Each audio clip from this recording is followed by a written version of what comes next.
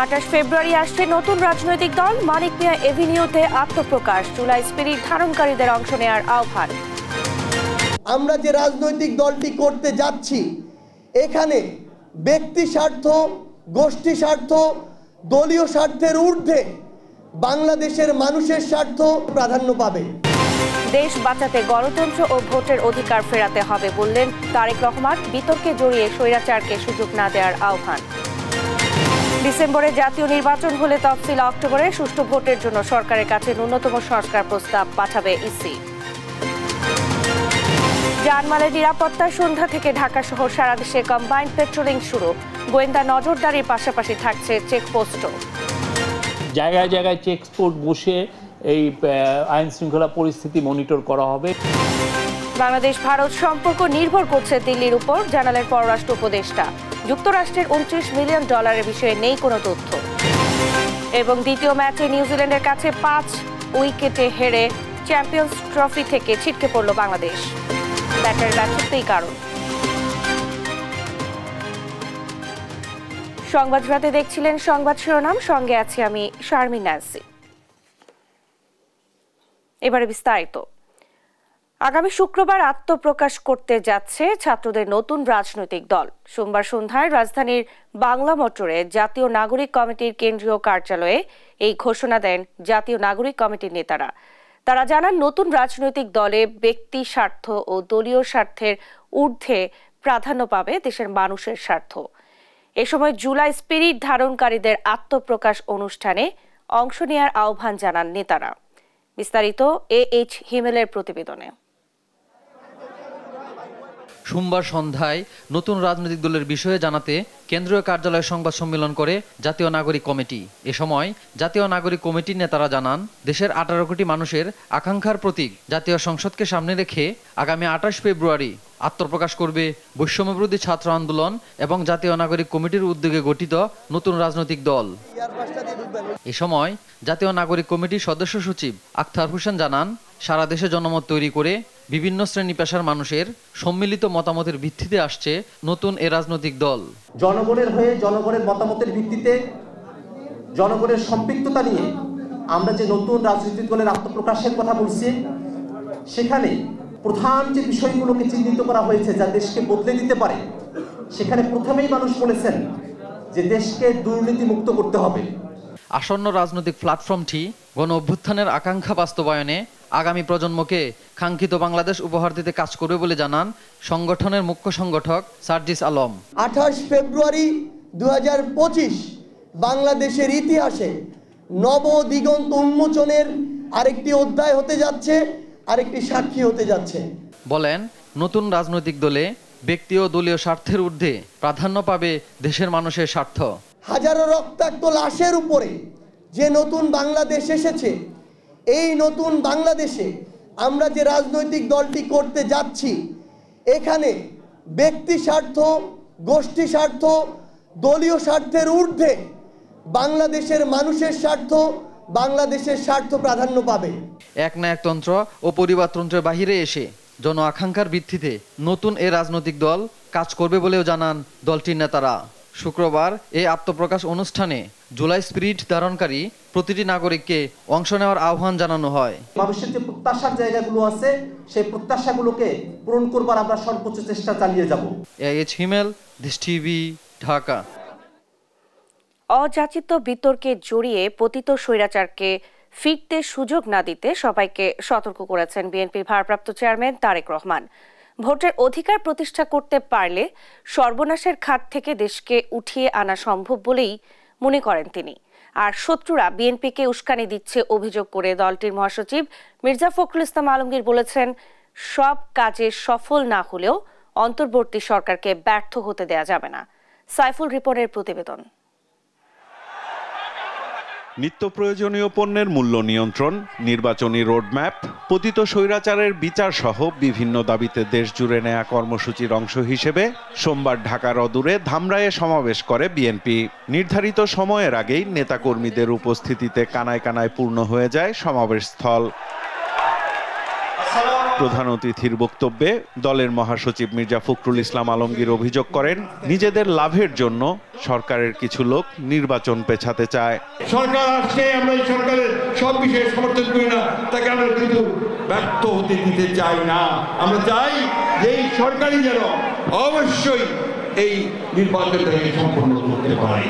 আমাদের শত্রুরা বিভিন্ন রকম টোপ ফেলছে, টোপ ট্র্যাপ করছে, যেন আমরা উত্তেজিত হয়ে যাই, প্রবোক হয়ে যায়, ওই যে আইন শৃঙ্খলা আমরা নষ্ট করি, নিজের হাতে সব তুলে নিই। আমরা যেন নিজের হাতে আইন শৃঙ্খলা তুলে না নেই। এদিকে খুলনা মহানগর বিএনপির দ্বিবার্ষিক সম্মেলনে ভার্চুয়ালি যুক্ত হন বিএনপির ভারপ্রাপ্ত চেয়ারম্যান তারেক রহমান। প্রধান অতিথির বক্তব্যে দল ও দেশে গণতন্ত্র প্রতিষ্ঠার প্রয়োজনীয়তা তুলে ধরেন বিএনপির ভারপ্রাপ্ত চেয়ারম্যান। আমরা যত বেশি গণতন্ত্র প্র্যাকটিস করব, যত বেশি ভোটের প্রক্রিয়াটি আমরা প্র্যাকটিস করব, তত ধীরে ধীরে ভালো মানুষগুলো, যেই মানুষগুলোকে সমাজ চায়, সার্বিকভাবে বৃহৎ জনগোষ্ঠীর প্রয়োজন, সেই মানুষগুলো পর্যায়ক্রমিকভাবে সামনে চলে আসতে সক্ষম হবেন। আমরা যদি ভোটের অধিকারকে প্রতিষ্ঠিত করতে পারি বাংলাদেশের মানুষের, তাহলেই আমরা বাংলাদেশকে যেই সর্বনাশের যেই খাদের কিনারায় বাংলাদেশ চলে গেছে, সেখান থেকে ধীরে ধীরে আমরা উঠিয়ে আনতে সক্ষম হব। নিজেদের মধ্যে তর্ক বিতর্ক চালিয়ে পতিত স্বৈরাচারকে যাতে সুযোগ করে দেয়া না হয়, সেদিকে সবাইকে সতর্ক থাকার আহ্বানও জানান তারেক রহমান। আমাদেরকে খেয়াল রাখতে হবে, আমরা তর্ক বিতর্ক করতে গিয়ে দেশে এমন পরিস্থিতির উদ্ভব যাতে না হয়, যাতে করে সেই স্বৈরাচার হোক অথবা এমন কেউ হোক যারা বাংলাদেশের ভালো চায় না, এমন কেউ সুযোগ পেয়ে যাক। অযাচিত তর্ক বিতর্ক করে জনগণ এবং দেশের স্বার্থ রক্ষা থেকে যাতে দূরে সরে না যায়। দেশের বেশিরভাগ মানুষ মনে করে সুষ্ঠু নির্বাচন হলে বিএনপি দেশ পরিচালনার দায়িত্ব পাবে উল্লেখ করে তারেক রহমান বলেন, তাই বলে সে আশায় বসে না থেকে জনগণের আশা আকাঙ্ক্ষা পূরণে নেতাকর্মীদের প্রস্তুতি নিতে হবে। প্রত্যেকটি নেতাকর্মীকে সেই জন্য তৈরি হতে হবে। সাইফুল রিপন, দেশ টিভি, ঢাকা। এটিএম আজহারুল ইসলামের মুক্তির দাবিতে ঘোষিত প্রধান উপদেষ্টার কার্যালয় ঘেরাওয়ের কর্মসূচি স্থগিত করেছে বাংলাদেশ জামায়াত ইসলামী। সোমবার প্রধান উপদেষ্টা ডক্টর মোহাম্মদ ইউনূসের সাথে বৈঠকে এই কর্মসূচি স্থগিত করেন জামায়াতের আমির ডাক্তার শফিকুর রহমান। রাতে জামায়াতের কেন্দ্রীয় প্রচার ও মিডিয়া বিভাগের সেক্রেটারি মতিউর রহমান আখন্দের পাঠানো এক প্রেস বিজ্ঞপ্তিতে এই কথা জানানো হয়। এদিকে আগামীকাল মানবতা বিরোধী অপরাধের মামলায় মৃত্যুদণ্ডপ্রাপ্ত জামায়াত নেতা এটিএম আজহারুল ইসলামের রিভিউ শুনানি হওয়ার কথা রয়েছে। এর আগে জামায়াত নেতা আজহারুল ইসলামকে দ্রুত মুক্তি দেয়া না হলে নিজেকে কারাগারে পাঠানোর দাবি জানান দলটির আমির ডাক্তার শফিকুর রহমান। এদিকে গণ অভ্যুত্থানে শাসকের পরিবর্তন হয়েছে, কিন্তু মানুষের নৈতিক, প্রশাসনের এবং রাজনৈতিক পরিবর্তন সাধিত হয়নি বলে মন্তব্য করেছেন জামায়াতের সেক্রেটারি জেনারেল অধ্যাপক মিয়া গোলাম পরওয়ার। সহকর্মীদের পাঠানো তথ্য ছবিতে সালমা জাহানের রিপোর্ট। জামাত নেতা আজহারুল ইসলাম আওয়ামী লীগের জুলুম নির্যাতনের শিকার হয়েও এখনো কারাগারে। দ্রুত তাকে মুক্তি দেওয়া না হলে নিজেকে কারাগারে পাঠানোর দাবি জানিয়েছেন দলটির আমির ডাক্তার শফিকুর রহমান। সোমবার সকালে শরীয়তপুরের ভেদরগঞ্জে এক পথসভায় এই দাবি জানান তিনি। বাংলাদেশেও এখনো তার ঘাট থেকে জুলুমের বোঝা সরে নাই তিনি আমাদের প্রিয় ভাই এটিএম আজহারুল ইসলাম। ভাইকে ভিতরে রেখে আমি আর বাইরে থাকতে চাই না। সরকার যেন আমাকে গ্রেফতার করে কারাগারে পাঠানোর ব্যবস্থা করে। এরপর তিনি বৈষম্য বিরোধী ছাত্র আন্দোলনের শহীদ হাফেজ বেলালের বাড়িতে গিয়ে তার পরিবারের খোঁজ খবর নেন এবং কবর জিয়ারত করেন। এদিকে সোমবার দুপুরে জাতীয় প্রেস ক্লাবে ভাষা আন্দোলন থেকে গণ অভ্যুত্থান অপ্রতিরোধ্য বাংলাদেশ সেমিনারে যোগ দেন জামাত ইসলামের সেক্রেটারি জেনারেল অধ্যাপক মিয়া গোলাম পরওয়ার। এ সময় তিনি বলেন, গণ অভ্যুত্থানে শাসকের পরিবর্তন হয়েছে, কিন্তু মানুষের নৈতিক, প্রশাসনের এবং রাজনৈতিক পরিবর্তন সাধিত হয়নি। রাজনৈতিক দল অথবা ছাত্র আন্দোলন যদি এমন একটা পরিস্থিতি তৈরি করতে পারে, সারা দেশের সব শ্রেণী পেশার মানুষ একটা সার্বজনীন আন্দোলনের রূপ নিয়ে কোনো একটা বিষয়তে একটা অন্যায় অসত্যের বিরুদ্ধে সংগ্রাম, একটা দাবির বিরুদ্ধে আন্দোলন করে সেখানে একটা কিন্তু পরিবর্তন ঘটে। দেশ রক্ষায় প্রয়োজনে আবারও রক্তপাতহীন বিপ্লব করতে হবে বলেও জানান মিয়া গোলাম পরওয়ার।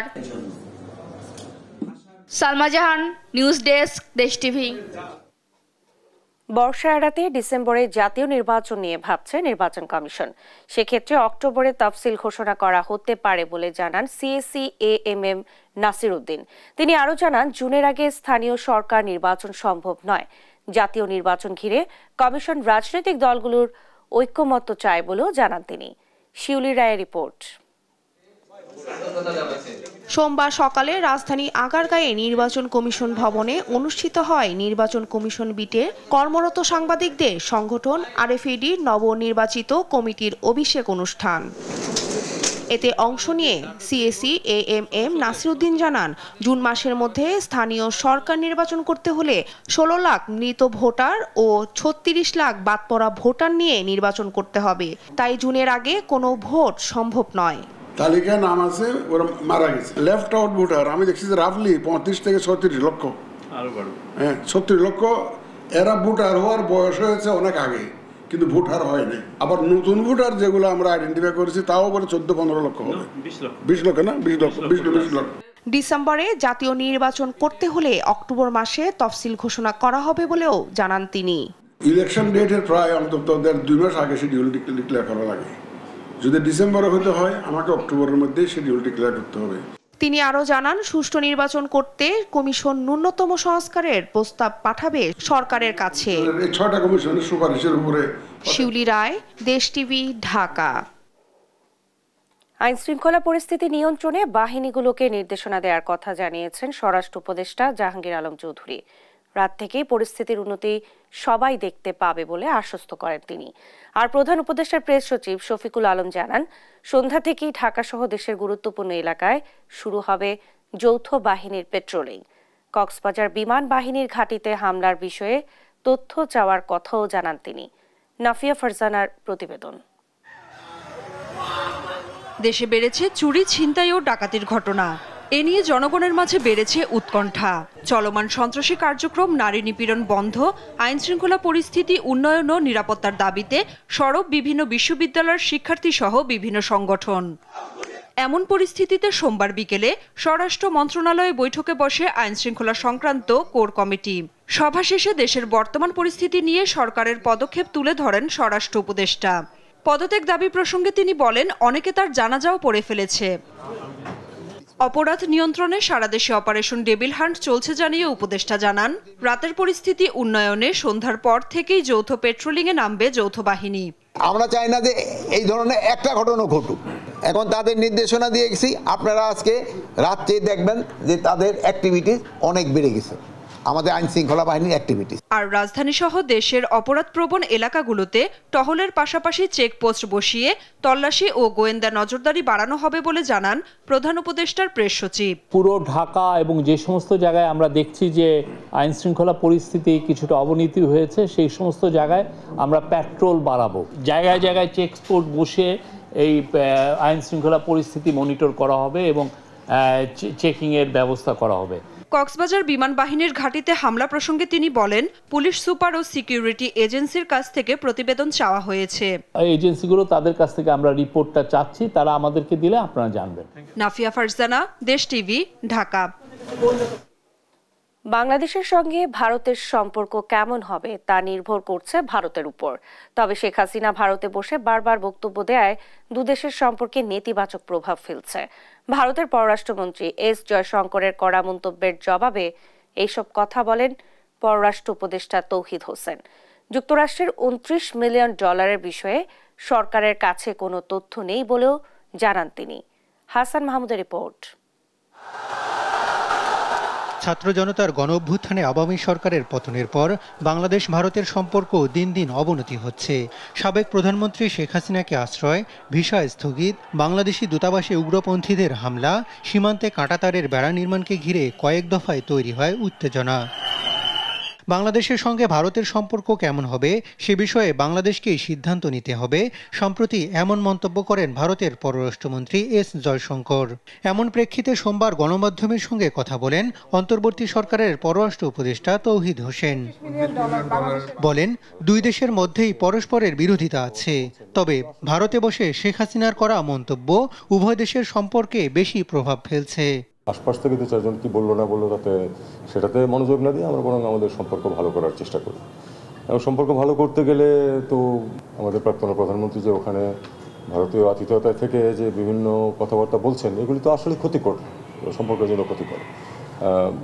ঠিক আছে, আমাদের অস্থিতিশীলতা বা এই ধরনের কিছুকে আমাদেরই সামাল দিতে হবে, কিন্তু ওনার বক্তব্য যে সেটাতে আগুনে ঘৃতাহুতি দিচ্ছে, এটা তো স্বীকৃত ব্যাপার, সবাই জানে এটা।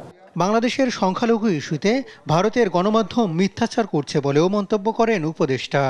এই অভিযোগগুলি প্রধানত ভারতীয় মিডিয়ার যে বিকৃত একটা তথ্য প্রবাহ সৃষ্টি করেছে তার ভিত্তিতে এগুলি বিভিন্নখানে বিভিন্ন জন বলে বেড়াচ্ছে। আর তার থেকে বড় কথা হলো যে সংখ্যালঘু, বাংলাদেশের সংখ্যালঘু তো ভারতের বিষয় হতে পারে না। বাংলাদেশের সংখ্যালঘু বাংলাদেশ বিষয়, যেমন ভারতের সংখ্যালঘু কীরকম ট্রিটমেন্ট করা হচ্ছে সেটা ভারতের বিষয়। ভারত চিকিৎসা ভিসাও বন্ধ করলে বাংলাদেশ বিকল্প খুঁজে নেবে বলেও মন্তব্য করেন উপদেষ্টা। ভিসা অ্যাবসলিউটলি তাদের অধিকার, তারা যে কাউকে ভিসা না দিলে আমাদের কিছু বলার নেই, কিন্তু যখন ভিসা দেওয়া হচ্ছে না বা কমিয়ে দেওয়া হচ্ছে সাংঘাতিকভাবে, আমরা তো বিকল্প খুঁজে নেবই। এদিকে আফ্রিকায় বাংলাদেশের নতুন সম্ভাবনা শীর্ষক বইয়ের মোড়ক উন্মোচন অনুষ্ঠানে পররাষ্ট্র উপদেষ্টা বলেন, আফ্রিকা অঞ্চলে কৃষি ও ওষুধ শিল্পে বিনিয়োগের সুযোগ আছে বাংলাদেশের। সেখানকার শান্তি ও নিরাপত্তা প্রতিষ্ঠায় বাংলাদেশ আরও ভূমিকা রাখবে বলেও জানান উপদেষ্টা। হাসান মাহমুদ, দেশ টিভি, ঢাকা। গেল 15 বছরে নেয়া সব প্রকল্পের প্রায় 70% বেশি অর্থ ব্যয় করা হয়েছে। এতে রাষ্ট্রীয় অর্থ অপচয় হয়েছে প্রায় 14 থেকে 24 বিলিয়ন মার্কিন ডলার। রাজনৈতিক প্রভাব ও অযৌক্তিক প্রকল্প নিয়ে এসব অর্থ অপচয় করা হয় বলে জানিয়েছেন প্রধান উপদেষ্টার প্রেস সচিব শফিকুল আলম। সোমবার রাজধানীর ফরেন সার্ভিস একাডেমিতে প্রধান উপদেষ্টার কার্যালয়ে অর্থনৈতিক কৌশল নির্ধারণী বৈঠকে এইসব কথা বলেন তিনি। এ সময় তথ্য উপদেষ্টা নাহিদ ইসলাম এখন পর্যন্ত পদত্যাগ করেননি বলেও জানান শফিকুল। উন্নয়ন প্রকল্প গড়ে 70% ব্যয় বৃদ্ধি ছিল, এটা 2009 থেকে 2023-এর মধ্যে, এবং রাজনৈতিক প্রভাব ও অযৌক্তিক প্রকল্পে ব্যয়ের মাধ্যমে 14 থেকে 24 বিলিয়ন মার্কিন ডলারের সমপরিমাণের অর্থ অপচয় হয়েছে। এডিবির দ্বারা এটা যখন ইভালুয়েট করা হয়েছে দেখা গেছে যে একটানে এটা 5.2 বিলিয়ন ডলারের প্রজেক্ট ছিল। এডিবি ইভালুয়েট করে দেখেছে যে এটা 500 মিলিয়ন ডলার এখানেই সেভ করা যায়। আমাদের কাছে ইনফরমেশন এখন পর্যন্ত তথ্য উপদেষ্টা উনি পদত্যাগ করেননি।